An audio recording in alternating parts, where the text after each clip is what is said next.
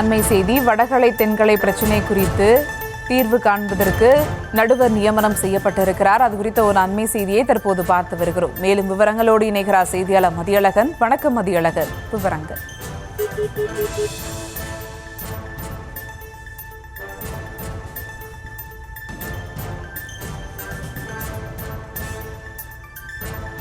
வடகலை தென்கலை பிரச்சினை தொடர்பாக தீர்வு காண நடுவர் நியமனம் செய்யப்பட்டிருக்கிறார். அது குறித்த ஒரு அண்மை செய்தியை தற்போது பார்த்து வருகிறோம். காஞ்சிபுரம் வரதராஜ பெருமாள் கோவிலில் பிரபந்தம் பாடும் விவகாரம் தொடர்பாக வடகலை தென்கலை இடையே பிரச்சினை ஏற்பட்டது. இந்த பிரச்சினையை அடுத்து பிரச்சினைக்கு தீர்வு காண்பதற்காக நடுவர் நியமனம் செய்து உச்சநீதிமன்றம் உத்தரவு பிறப்பித்திருக்கிறது. வணக்கம் மதியழகன், இது குறித்த மேலும் விவரங்கள். காஞ்சிபுரம் வரதராஜ பெருமாள் கோயிலில் பிரபந்தம் பாட தென்கலை பிரிவினருக்கு மட்டும் அனுமதி வழங்கி கடந்த 2022ஆம் ஆண்டு கோயில் உதவி ஆணையர் உத்தரவிட்டிருந்தார்.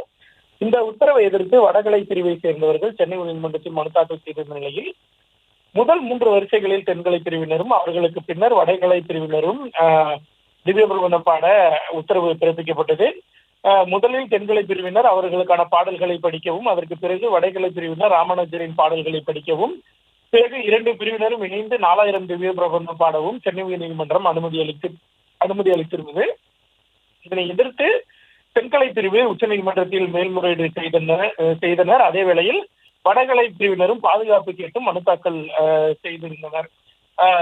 வடகலை பிரிவினரும் பிரபந்தம் பாட அனுமதி அளித்த தனி நீதிபதியின் முந்தர உத்தரவை ரத்து செய்து சென்னை உயர்நீதிமன்றம் உத்தரவிட்டிருந்தது. இதனையடுத்து இந்த விவகாரம் தொடர்பாக உச்சநீதிமன்றத்தில் மேல்முறையீடு செய்யப்பட்டது.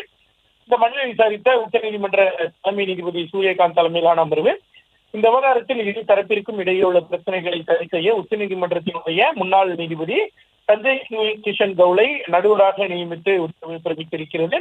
மேலும் நீதிபதி சஞ்சய் கிஷன் கவுல் அவருக்கு தேவைப்பட்டால் கூடுதலாக 2 பேரை நியமித்து கொள்ளலாம் என்றும் உச்சநீதிமன்றம் உத்தரவிட்டிருக்கிறது. ராமானுஜரின் சீடர்களிடையே இத்தகைய பிரச்சனை மதம் முதலாக உருவாவதை அனுமதிக்க கூடாது என்றும் சகோதரத்துவத்தை நீதிமன்றம் எதிர்பார்ப்பதாகவும் தலைமை நீதிபதி அமர்வு தெரிவித்திருக்கிறது. மேலும் இந்த விவகாரத்தின் பிரச்சனை தீரும் வரை தற்போது நிலையே தொடர வேண்டும் என்றும், கோவிலுக்குள் காவல்துறையினர் கட்டாயம் நுழையக்கூடாது என்றும், அவ்வாறு நுழைந்தால் அது அமைதியை பாதுகாப்பதற்கு பதிலாக நிலைமையை மோசமாக்கிவிடும் என்றும் தலைமை நீதிபதி அமர்வு தெரிவித்திருக்கிறது. விவரங்களுக்கு நன்றி மதியழகன்.